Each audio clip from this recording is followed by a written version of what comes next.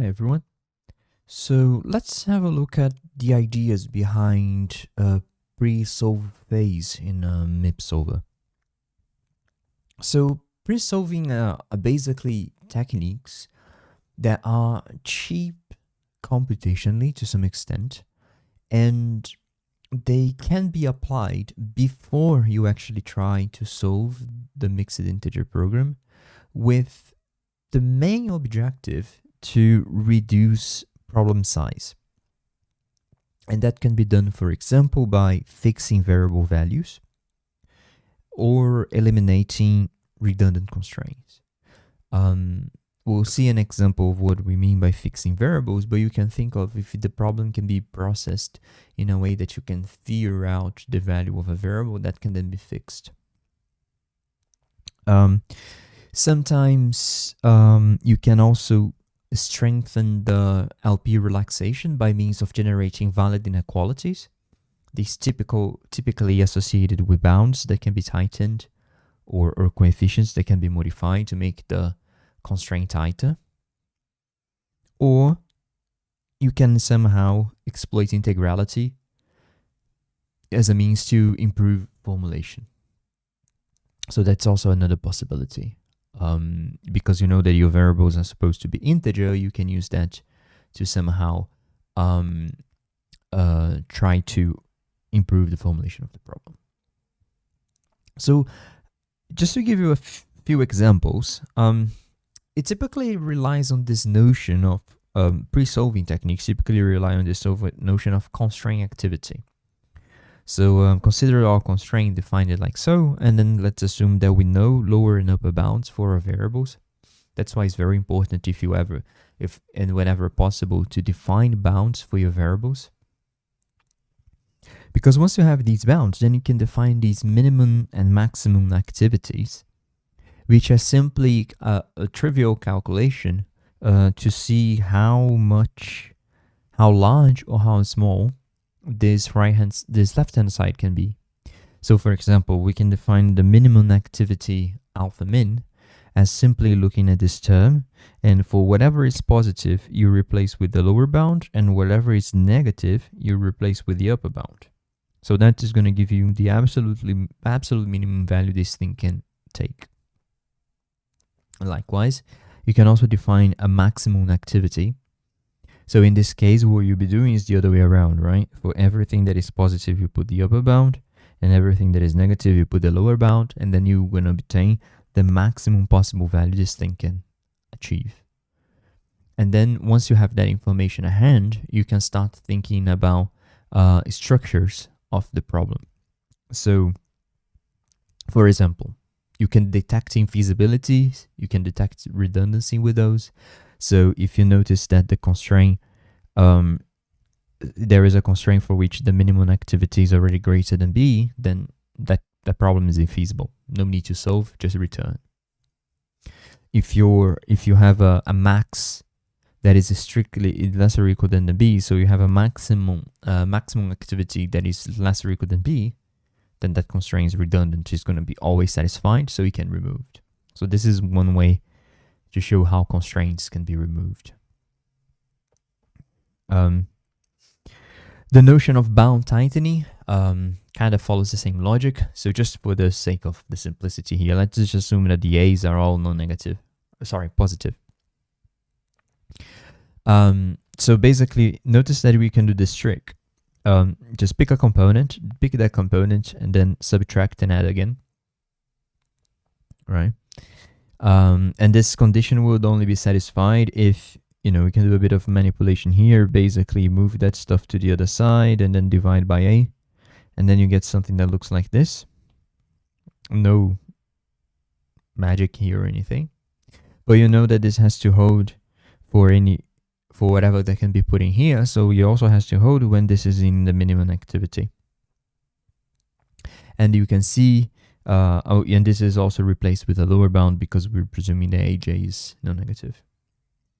So you can see that this already gives me a different number that might allow me to infer a tighter bound to xj. So xj could have been a variable that had no bound before, and now I found a number that I can use to bound it.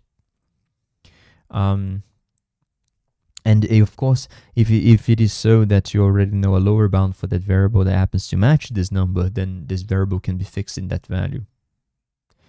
And likewise, you can also obtain a lower bound by doing a similar trick. So you can see it's a very cheap computation. Of course, it can turn to be expensive if you have many of these variables, but it's to some extent cheap to do these algebraic manipulations to obtain these values. And of course, you can also use rounding. If you know, for example, this is a fractional number and x is it's supposed to be integer, you can round down. So you can also use rounding in these settings. Another idea, coefficient tightening. Some solvers, when you look at the log, you will see sometimes it tells you things like I don't know, 150 variables had their coefficients tightened, or had their bounds tightened. So bound tightening comes from something that could look like this, and the coefficient tightening could come from something like this. So just there are more complicated ways of leading to coefficient tightening. This one using it as an example because it's sort of simple to see what's going on. So now let's assume that we have again a constraint ax less or equal than b, and then I pick one of the components with a positive coefficient, and let's assume that all my variables are here are binary. And then I know I observe that when I look at the maximum activity of that constraint and we discount the aj I'm looking into, I notice that it's still less or equal than b. Sorry, strictly less than b. So you can see that this here is the same as A transpose X. This here. And then basically what we're doing, we are isolating the variable xj and leaving the others in that summation. And then you can see we can generate the following inequality for xj. And you can see here that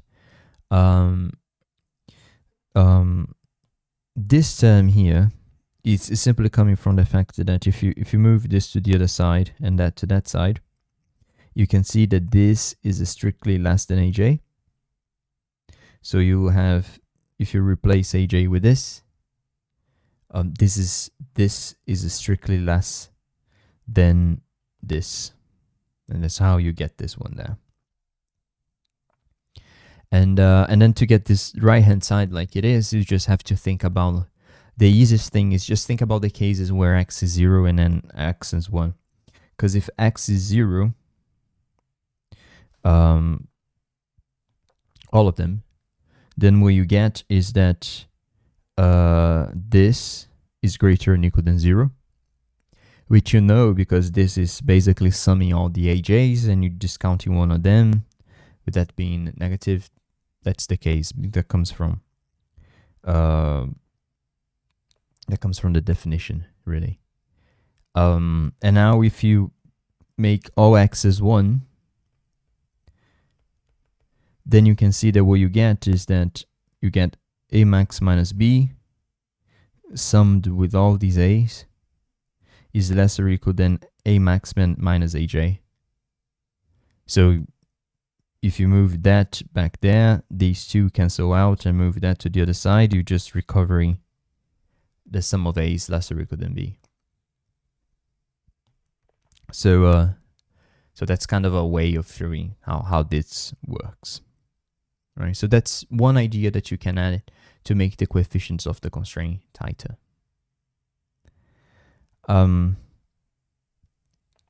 There are also many other methods that can be employed.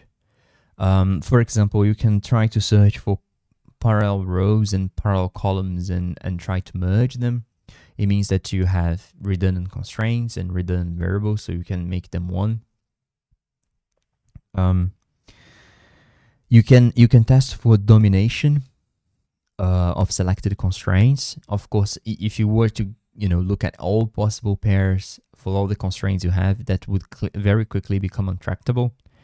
So what you can do then is, try to look in at two constraints and see whether you will obtain domination relationships. And domination, I don't know if you remember, but is the context that suppose we have this constraint here.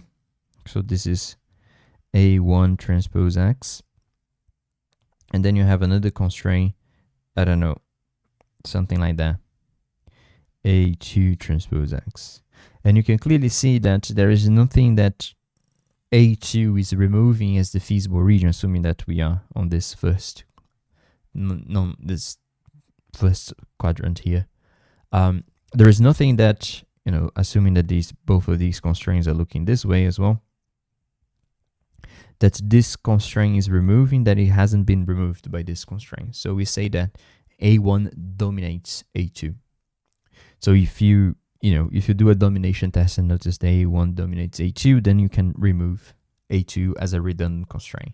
But of course, you will have to, have this specific pair, and you can't really do this pairwise comparison because you possibly have a few 100,000 constraints. So this is typically done heuristically. Try a few and hope for the best. Or use some sort of metrics that you can use to try to figure out whether there is a chance of having a domination relationship between constraints. Kind of like looking at coefficients.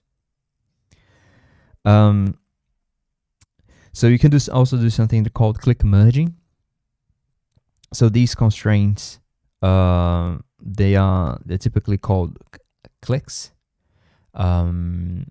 So basically, if you have constraints, things like that, saying x1, x2 less or equal than 1, x1, x3 less or equal than 1, and x2, x3 less or equal than 1.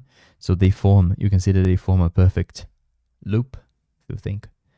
So you can also write that the combination of them have to be less or equal than 1. You can see that if x1 is 1 satisfying this, that implies x3 is 0, and that implies that x2 is also 0.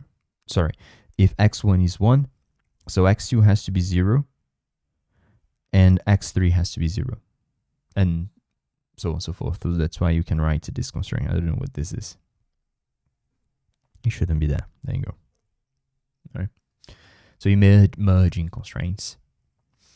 You can also use greatest common denominator reductions. So basically, let's denote with GCD the greatest common denominator of a given number.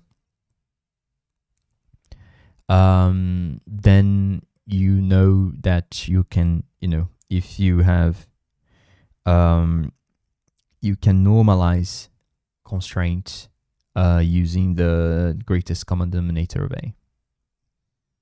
So you can write something like that. Yeah.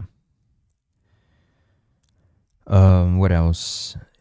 There are many, presolving is very solver specific. Perhaps it's among these is one of the techniques that is very specific for each solver. Some modeling tools, they also offer their own presolver. I know of AIMS, for example, that has their own presolver. And there can be many other techniques, really. One thing that also kind of relates to presolving is that you might see out there is this notion of restarting. So sometimes when you are further in your branch and bound tree, it might make sense to stop the whole thing and pretend you're restarting from scratch with the current with your solving your LP relaxation. And the reason for that is that further on you might have discovered new information about the solving process, variables that can be fixed at given values and so on. So you can restart from scratch and resolve with that information at hand, and that might lead you to a much nicer LP structure. There is also the notion of conflict analysis and propagation. This is something that is very critical in something called constraint programming that we're not going to talking about our course. But it means that there are mechanisms to transfer information that you found, local information that was found about the problem, to other branches in your search tree. So it might be so that you locally found, say, a valid bound for a variable or something like that. And you can use that bound, or you perhaps found a variable that can be fixed to a given value. So that information can then be transferred to the rest of the tree, and that transference of local information is what we call propagation, typically to nodes further down the children of a given node you are.